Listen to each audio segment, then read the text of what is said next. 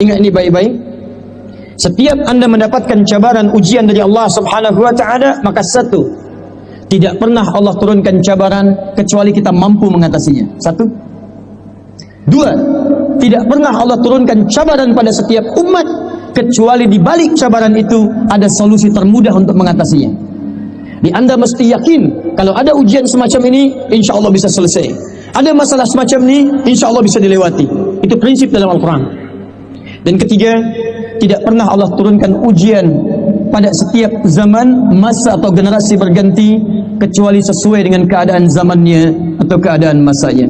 Maka dengan cabaran itu, dengan ujian itu, Allah hendak menguji kita semua. Siapa di antara kita semua yang bisa meningkatkan amal soleh dengan hadirnya cabaran itu? Maka dikuatkanlah di Quran surah ke-67 dari ayat kedua sampai dengan ayat ketiganya. Perhatikan kalimat Allah Subhanahu wa taala setelah membuka dengan kalimat tabarakalladzi biyadihil mulku wa huwa ala kulli syai'in qadir. Perhatikan kalimatnya, huwallazi khalaqal mauta wal hayata liyabluwakum ayyukum ahsanu amala. Satu, dialah Allah yang mencipta kehidupan, dialah Allah yang mencipta bahkan kematian. Apa tujuan ujian kematian dan kehidupan itu? Tiada lain liyabluwakum ayyukum ahsanu amala.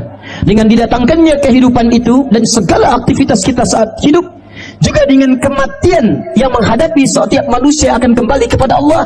Perhatikan kalimat Qur'annya, liyabluwakum ayyukum ahsanu amala. Dengan semua ketentuan Allah itu, Allah hendak menguji siapa di antara kita yang bisa meningkatkan amalnya di hadapan Allah Subhanahu wa taala. Jadi mohon maaf jika ada di antara kita mendapatkan satu ujian berupa musibah misalnya, sakitkah itu? Ataukah ada kecelakaan menimpa? Atau ada kesenangan yang dirasakan bertambah harta, bertambah jabatan atau kedudukan? Atau bahkan mohon maaf, bertambah amal saleh kita di hadapan Allah Subhanahu wa taala? Tiada lain semua itu adalah ujian dari Allah Subhanahu wa taala untuk menguji setiap kita apakah dengan cabaran itu meningkat amal saleh kita di hadapan Allah Subhanahu wa taala. Apakah saat sakit Anda bisa mengucapkan kalimat istighfar? Apakah saat berjaya Anda bisa bersyukur di hadapan Allah Subhanahu wa taala? Apakah saat diuji Anda bisa bersabar di hadapan Allah Subhanahu wa taala? Maaf, bagaimana Anda bisa diketahui meningkat amal solehnya jika tidak diberikan ujian kepada Anda? Bagaimana Allah bisa mendengar istighfar Anda kalau tidak diberikan ujian dalam hidup Anda? Bagaimana Allah bisa melihat syukur Anda kalau tidak diberikan ujian berupa harta kepada Anda seluruhnya? Jadi kalau ada seseorang diuji tidak meningkat amal solehnya, maka ada yang belum lulus dalam ujian yang di hadapan Allah Subhanahu wa taala. Satu. Dua, saya agak cepat. Allah memberikan ujian kepada kita, cabaran-cabaran diturunkan dalam hidup kita. Ternyata Masya Allah, dengan cabaran itu Allah hendak menghantarkan kita ke surga terbaiknya. Karena mustahil, kata Al-Quran, seorang hamba bisa masuk ke dalam surga jika tidak diawali dengan cabaran-cabaran dalam kehidupannya. Quran surah kedua Al-Baqarah ayat 214, paling kanan sebelah bawah di mushafnya. Kita baca ayatnya, kemudian kita sandingkan dengan Quran surah kedua Al-Baqarah ayat 155 dengan detailnya. Lalu kita lihat saat kita memasuki surga dan disebutkan dengan kalimat itu di Quran surah ke-13 ayat ke-24-nya. Perhatikan kalimat Qurannya surah kedua Al-Baqarah ayat 214. Am hasibtum أن تدخلوا الجنة ولما يأتكم مثل الذين خلوا من قبلكم مستهم البأساء والضراء وزلزلوا حتى يقول الرسول والذين آمنوا معه متى نصر الله ألا إن نصر الله قريب أم حسبتم أن تدخلوا الجنة. Apa Anda duga begitu mudah Anda bisa masuk ke dalam surga? Walamma ya'tikum mathalul ladzina khalaw min qablikum. Sementara Allah belum uji, belum Allah cabari kalian seperti umat-umat lalu yang dijamin masuk surga mendapatkan ujian dan cabaran dari Allah Subhanahu wa taala. Perhatikan Sayyidina Bilal bin Rabah radhiyallahu taala anhu. Kata Nabi, beliau ahli surga. Perhatikan Sayyidina Abdurrahman bin Auf radhiyallahu taala anhu. Kata Nabi, beliau ahli surga. Uthman bin Affan ahli surga, Umar bin Khattab ahli surga, Abu Bakar As-Siddiq ahli surga, ridwanullahu alaihim jami'a. Apakah Bilal tidak dicabar? Bilal mendapatkan cabaran yang luar biasa.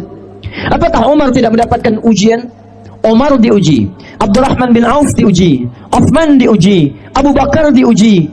Ternyata semua orang yang ahli surga, kata Allah, mendapatkan cabaran dalam hidupnya untuk mengantarkan dia ke surga dengan cabaran itu. Hadirin, bukankah dengan cabaran itu ada pahala yang diberikan oleh Allah Subhanahu wa taala pada kita? Bukankah kita menambahkan pahala untuk mengantarkan dengan pahala itu ke surga? Perhatikan baik-baik. Ketika cabaran diturunkan dan seorang bersabar dengan cabaran itu, Quran surah kedua ayat 155, paling kiri sebelah atas.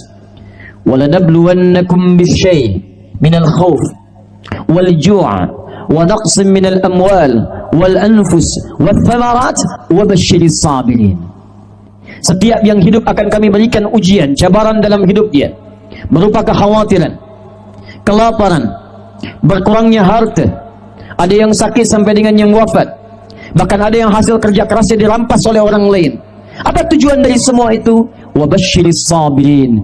Kami turunkan berbagai cabaran itu untuk menguji siapa yang mendapatkan kabar gembira saat ia bersabar dengan cabaran itu. Apa tujuan Allah mendapatkan sabar dari hamba yang dicabar itu? Perhatikan Quran surah ke-13 ayat ke-24. Saat Anda insya Allah memasuki surga, kemudian mengajak orang tua Anda, pasangan-pasangan Anda, anak-anak keturunan Anda, disambut oleh para malaikat di pintu surga, kalimat pertama yang mereka ucapkan, Salamun alaikum bima sabartum. Salamun alaikum bima sabartum. Selamat Pak Cik, selamat Mak Cik, selamat Tuan dan Puan, selamat untuk keluarga besar, silakan masuk surga, karena Anda telah bersabar ketika diberikan cabaran saat di dunia. Kalimat malaikat ketika menyambut Anda di surga, itu kalimat ucapan selamat karena Anda bisa bersabar menghadapi cabaran di muka bumi ini. Jadi ketika Allah menguji Anda lewat cabaran, itu sesungguhnya bukan ingin merendahkan Anda, bukan ingin membuat Anda sulit dalam kehidupan. Sebaliknya, ketika Allah memberikan cabaran dari kehidupan kita, sesungguhnya Allah sedang mempercepat jalan kita ke surga. Boleh unjuk tangan siapa yang mau masuk surga? Masya Allah. Inilah orang-orang yang mau dicabar oleh Allah Subhanahu wa ta'ala. Baik. Coba pilih dua ya. Satu, tidak ada cabaran, hidup Anda tanpa cabaran, tapi tidak masuk surga. Yang kedua, hidup penuh dengan cabaran dan bisa masuk surga.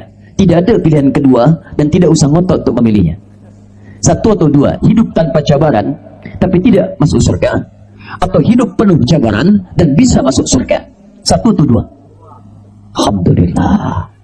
Karena itu sudah, untuk apa kita mengeluh dalam kehidupan? Ketika Anda diberi sakit, maka boleh jadi dengan sakit itu bisa mengantarkan Anda ke surga.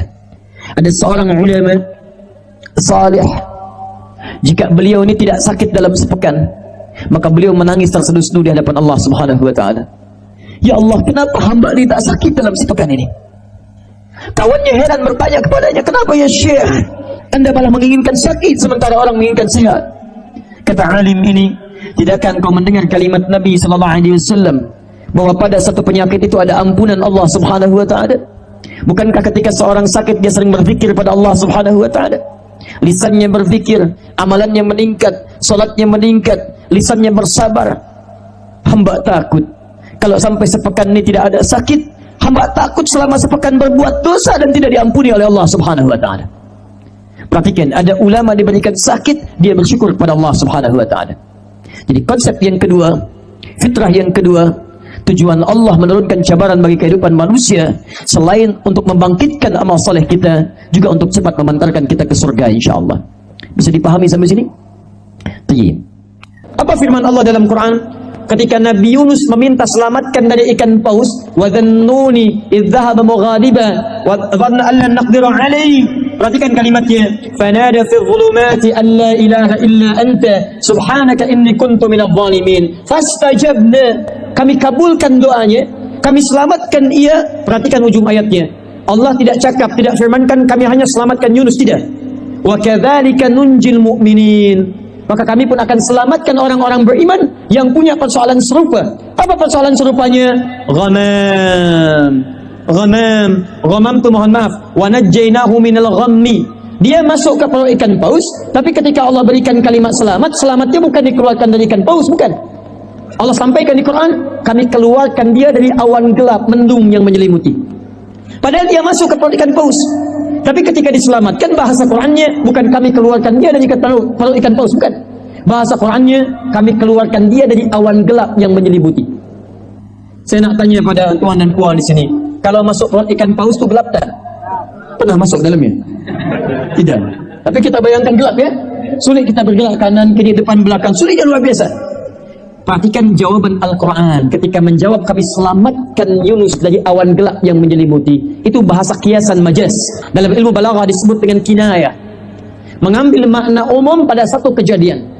Ya, dalam ilmu asbabun nuzul disebut dengan hukumnya al-ibratu bi'umumil lafzi la bi khususis sababi. Kejadian ini jangan diserupakan dengan Yunus pada masuknya perut ikan paus. Bukan itu maksudnya. Maksudnya akan ada lagi di masa depan yang punya kesulitan seperti diliputi awan gelap yang mendung luar biasa. Seperti halnya Nabi Yunus masuk ke dalam perut ikan paus. Tuhan memang tak masuk dalam perut ikan paus, tapi anda punya masalah seperti dinaungi awan gelap. Maaf, siang, terik, matahari pun begitu bersinar. Tapi karena masalah anda pekat, seakan-akan tak nampaklah kehidupan di depan kita.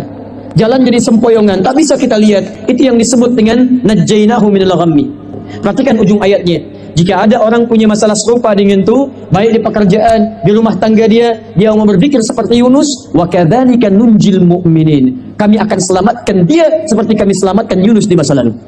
Jadi kalau ada ujian di masa lalu ditampilkan dalam Al-Quran, bukan sekedar jadi kisah dongeng belaka yang kita simak ceritanya, bukan.